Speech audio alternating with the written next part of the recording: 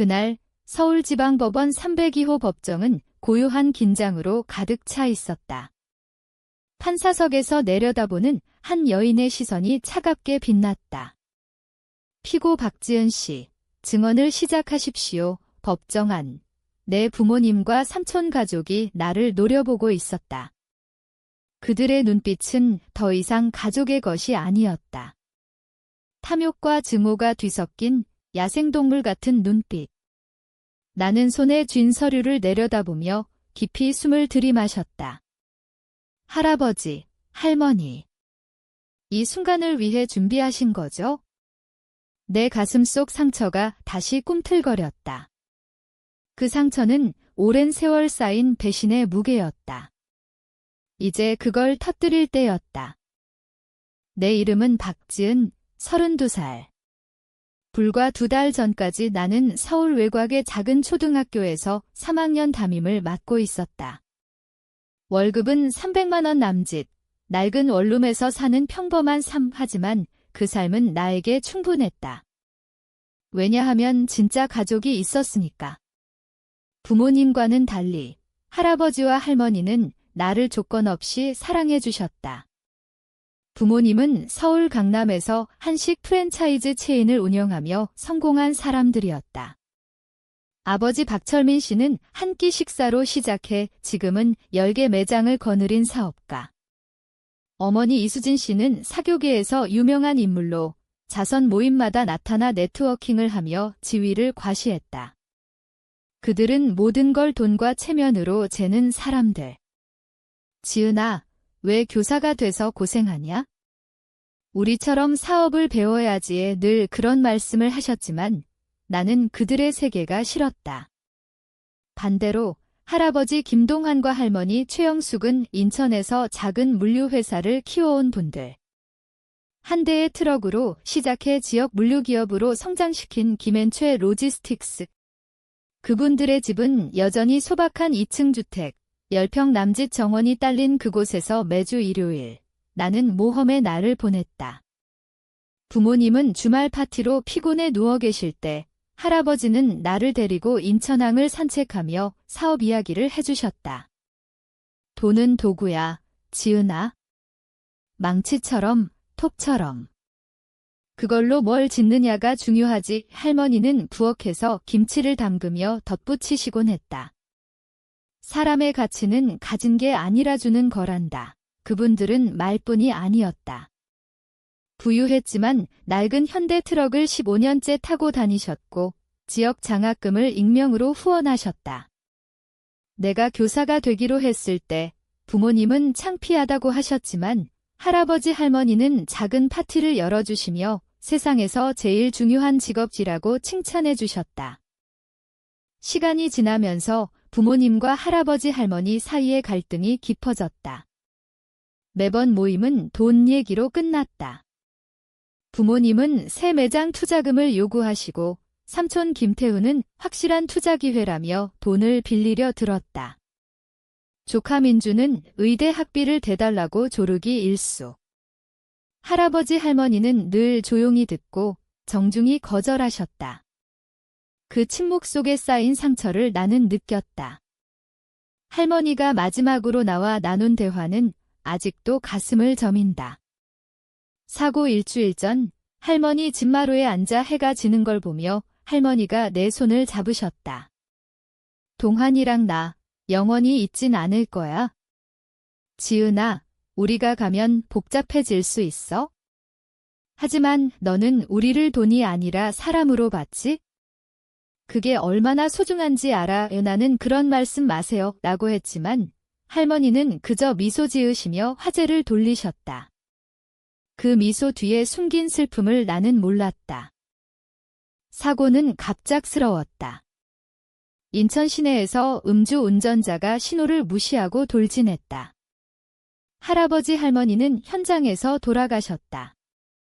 진짜 사랑을 주신 분들이 사라진 그날 나는 울부짖었다. 장례식장에서 부모님은 고급 블랙 슈트를 입고 마치 파티 호스트처럼 사람들을 맞이하셨다. 적어도 함께 가셨으니 다행이야. 유산 정리는 빨리 끝내자고 속삭이는 소리가 들렸다. 나는 화장실로 달려가 토했다. 장례 사흘 후 할아버지 할머니의 변호사 한준혁 씨가 유언장 낭독을 소집했다. 서울 시내 그의 사무실 회의실은 이미 가득 찼다. 부모님, 삼촌 내외, 민준, 그리고 먼 친척들까지. 그들의 눈빛은 이미 유산을 나누는 중이었다. 시작하기 전에 한 변호사가 태블릿을 연결하며 말했다. 두 분이 6개월 전 녹화하신 메시지가 있습니다. 화면에 할머니와 할아버지가 나타났다. 부엌 테이블, 매주 일요일 저녁을 먹던 그 자리. 내 심장이 쪼그라들었다. 이걸 보고 있다면 우리는 떠난 거야. 왜 할머니의 목소리가 차분하게 흘렀다. 할아버지가 이어서 말씀하셨다. 김앤최 로지스틱스를 작년 대기업에 매각하며 350억 원을 마련했어. 우리는 평생 원칙대로 살았지? 돈은 사랑을 섬기라고 방 안이 웅성거렸다. 어머니의 손이 핸드백을 꽉 쥐었다. 할머니가 계속했다. 유감스럽지만 너희들 중 많은 이가 그걸 잊었어. 그 후 10분 동안 그들은 모든 돈 요청을 나열하셨다. 문자 스크린샷, 이메일, 녹음된 통화. 부모님의 투자 요구, 삼촌의 사기성 투자, 민준의 사치 여행 비용. 그래서 전 재산을 손녀 박지은에게 물려준다. 할아버지의 목소리가 단호했다. 지은이는 한 번도 돈을 요구한 적 없어. 우리를 사람으로 사랑했지. 예, 법정처럼 소란이 일었다. 어머니가 벌떡 일어났다. 이건 미쳤어. 난 당신들 딸이야. 삼촌이 소리쳤다. 이걸 조종한 거지? 지은이가 나는 눈물을 흘리며 말했다. 저는 그냥 일요일 저녁을 함께한 거예요. 민준이 비아냥거렸다. 순진한 척 장기 계획이었지. 한 변호사가 영상을 이어갔다. 할머니가 피곤하지만 결의에 차 말했다. 지은이는 이걸 몰랐어. 우리 사랑이 진짜였다는 증거야. 유언에 도전하면 모든 증거가 공개될 거야. 화면이 꺼졌다. 침묵이 내려앉았다. 아버지가 천천히 일어나며 말했다. 350억 원을.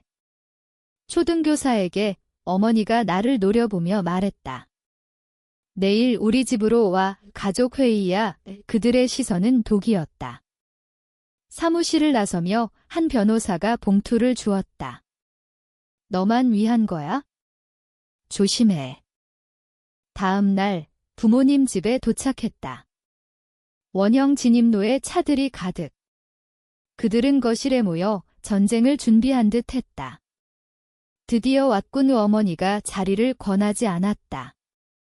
이 상황을 제대로 처리해야 해. 상황이요. 나는 문 옆에 서서 열쇠를 쥐었다. 삼촌이 벽난로 옆에서 말했다. 350억이 잘못 배분됐어. 바로잡아야지. 잘못이 아니에요. 할아버지 할머니가 분명히 어머니가 매끄럽게 끊었다. 노인네들 정신이 흐렸어. 딸을 무시하고 손녀에게 다 주다니. 당신들이 그분들을 무시했죠. 돈 필요할 때만 내 말이 터져나왔다. 방 안 온도가 떨어졌다. 아버지가 조용히 말했다. 넌 감정적이지. 우리가 조용히 처리할게. 대리권 위임서에 서명해. 가족이 공정하게 나눌 테니. 내 유산에요. 이모가 와인 잔을 쥐며 말했다. 민준이는 의대 빚이 산더미야. 우리는 투자 기회가 있고. 내 부모님은 매장 확장. 할아버지 할머니 의사는요. 나는 주위를 둘러보았다. 민준이 뱉었다. 외로운 노인들 이용한 거지? 매주 가서 뭐 했어? 사랑했어요. 당신들은 언제 가셨어요? 돈 달라고만. 우어머니가 일어났다. 마지막 방문은 3개월 전 45분 투자 얘기하고 나가셨어요.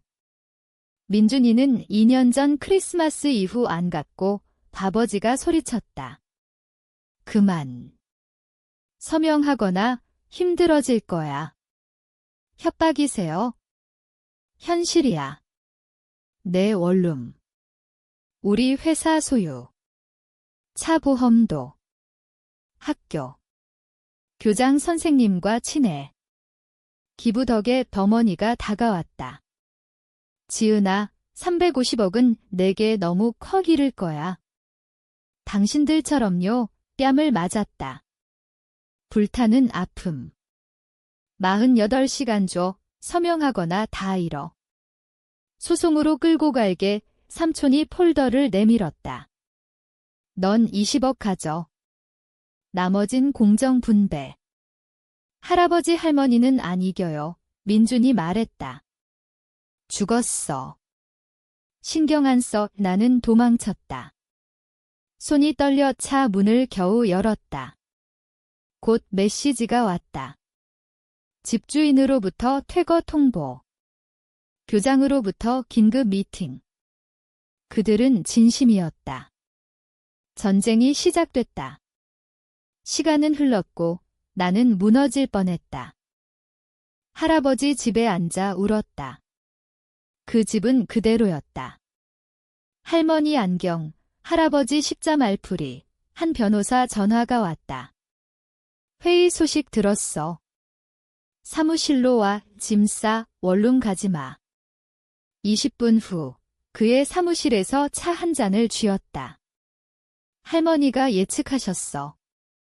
이제 내 차례야. 그는 또 다른 영상을 틀었다. 할아버지 할머니가 말했다.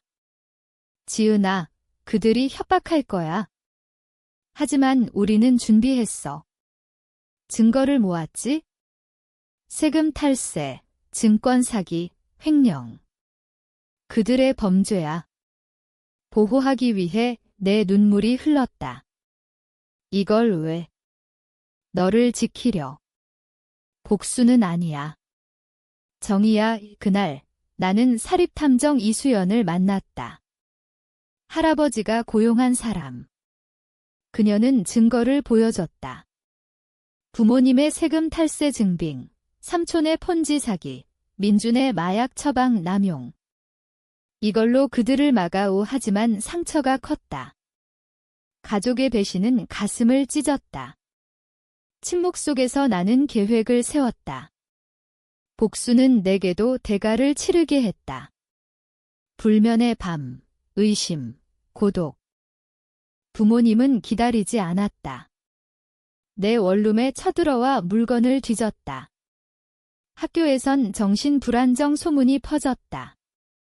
나는 할아버지 집으로 피신했다. 변호사와 함께 증인들을 모았다. 지역 상인들, 이웃들. 그들은 할아버지 할머니의 정신건강을 증언할 준비가 됐다. 부모님은 소송을 걸었다. 부당 영향력 주장. 법정 날이 다가왔다. 내 심장은 터질 듯 했다. 법정에서 그들은 나를 조종자라고 불렀다. 하지만 영상이 재생됐다. 할아버지 할머니의 유언. 우리는 건강해. 지은이는 돈 요구 안 했어. 증거가 쏟아졌다. 장례식 도난 CCTV, 방문 기록. 판사가 어두운 표정으로 말했다. 원고들은 증거 없고 본인들의 도둑질만 증명됐어. 어머니가 소리쳤다. 도둑질이야. 그녀는 퇴장당했다. 판결은 나의 승리. 유언대로 분배. 원고들은 도난 혐의로 검찰 송치야. 그들의 항의가 소용없었다. 할아버지 계획이 완벽했다. 하지만 내 상처는 깊었다. 승리는 공허했다. 판결 사흘 후 아버지 메시지. 가족 회의. 토요일 10시. 혼자와 변호사는 가지 말라 했지만 나는 갔다. 거리에 차를 세우고 창문을 통해 봤다. 그들의 절박함. 안으로 들어서자 아버지가 말했다. 앉아. 아니요. 말하세요. 어머니 손이 떨렸다. 항소할 거야. 증인들 변심시킬 수 있어. 협박이네요. 삼촌이 끼어들었다. 우린 사람들 알아? 끝나지 않아 민준이 폭발했다. 빚이 쌓였어. 위험한 사람들, 나는 조용히 말했다. 할아버지 돈으로 도박했어요. 아버지가 제안했다. 100억 넘겨. 나머진 내 거. 아니요, 어머니가 웃었다. 바보같이 내 삶 파괴할게. 나는 폰을 꺼냈다. FBI, 국세청, 경찰이 듣고 있어요. 그들의 얼굴이 창백해졌다. 뭐? 할아버지가 모은 증거. 세금 사기, 횡령, 지금의 협박. 나는 창밖을 신호했다. 경찰차가 들어왔다. 거래해요. 모든 청구 포기하고 연락 금지. 최근 범죄만 제출. 과거거는 봉인. 아버지가 말했다. 할 수 없어. 할 수 있어요. 강제하면 다 공개 의문이 열리고 경찰이 들어왔다. 박철민, 이수진, 김태훈 등 체포. 그들이 끌려가며 어머니가 증오스레 말했다. 넌 우리 딸 아니야? 오래전부터 아니었어요. 할아버지 할머니 손녀일 뿐. 집이 비었다. 나는 할아버지 집으로 돌아갔다. 복수는 끝났지만 대가는 컸다. 고독과 상실감. 6개월 후 그들은 유죄 판결받았다. 2년 집행유예, 벌금. 민주는 3년 실형. 그들은 거래를 받아들였다. 김앤최 재단이 운영 중이다.